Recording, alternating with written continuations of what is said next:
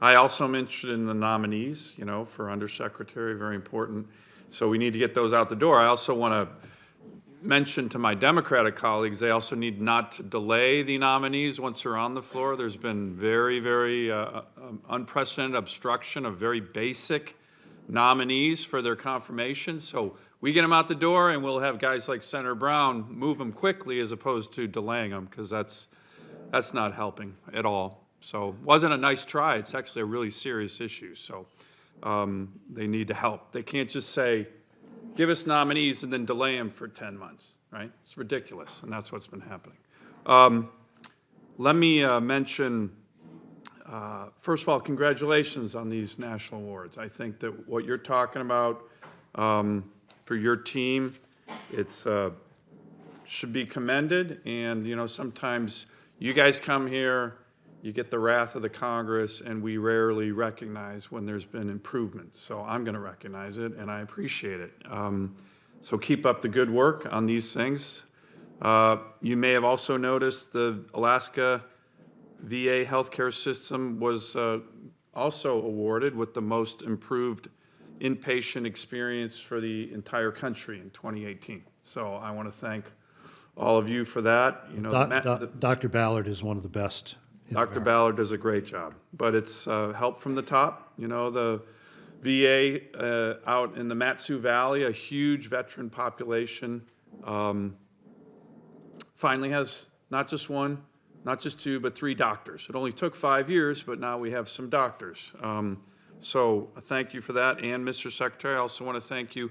It's not exactly in your purview, but you may have seen my Alaska Native Vietnam Veterans Equity Allotment Act was recently signed into law, and when the President cited the broader bill it was in, he highlighted this very important bill for Alaska that helped our Vietnam veterans overcome a huge injustice. And the fact that the President highlighted that in his signing ceremony made me happy. I will add to that, Senator. I mentioned that the caregiver legislation closes one of the last loops of the Vietnam era.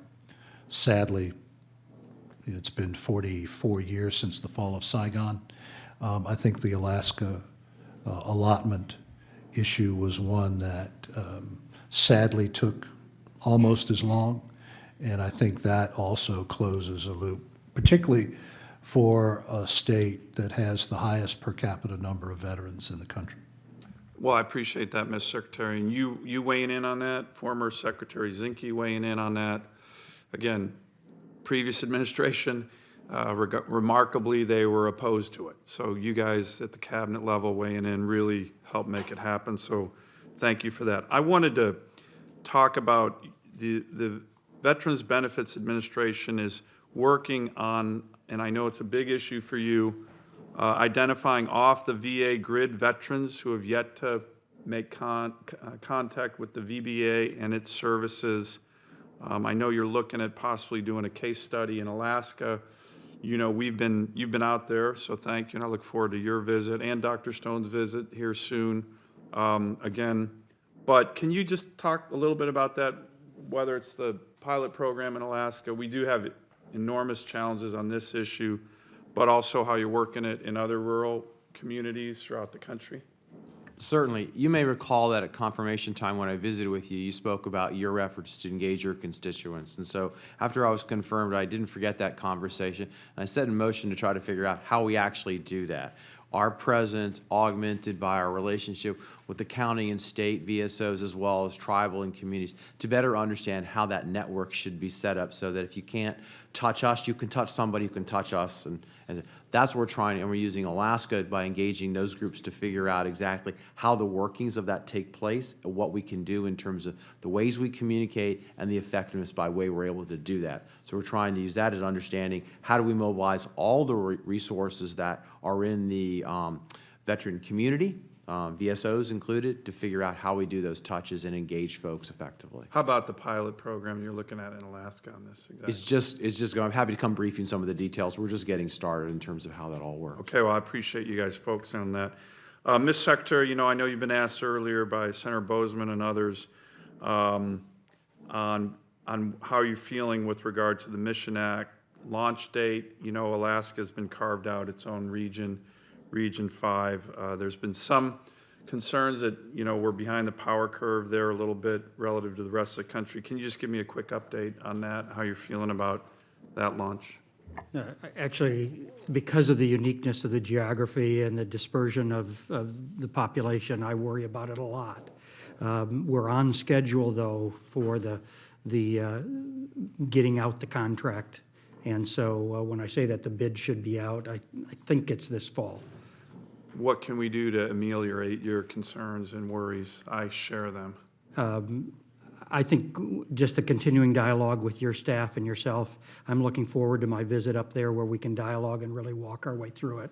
But it is a unique area with geographical challenges, and you are exactly correct in our previous conversations. It should be handled locally. And I will add, if you go down the list, and I've said this to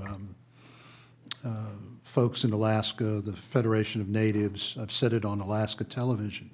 If you go down the list and look what we are prototyping in VA, my philosophy on electronic health, on logistics, on VBA, and here with Mission is if we can make it work in Alaska, it will work anywhere because of the unique challenges that Alaska presents by its massive size, but also because of the impact that veterans have on the population of the state.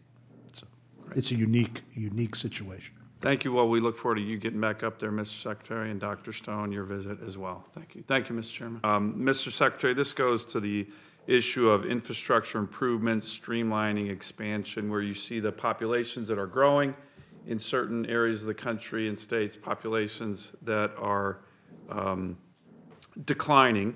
And again, I know that broadly the VA has repurposed or disposed of 175 of 430 vacant or mostly vacant buildings since June 2017. I think that makes a lot of sense. But you've also talked to me about, areas if the VA is looking at expansion with regard to leases or even facilities. I know you were struck by some of what was going on in Alaska in that way, given that you mentioned not only more vets per capita, the size, but also I think we're one of the few states that does not have a full-service VA hospital, not even one. So can you just give me an update on what you're thinking with the VA's prioritization of leases that are in the budget requests?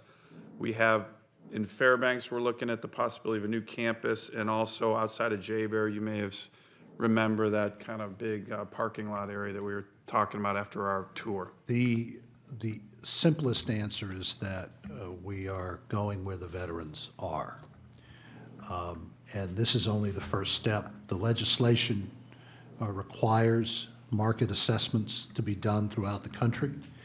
We are in the process of doing that. That develops a knowledge base on population trends, the services available in those areas to inform an asset infrastructure review commission. I mentioned earlier that I expect to come to this committee to ask for an accelerated date for the beginning of the deliberations on the Asset Infrastructure Review Commission, because we have to go where the veterans are.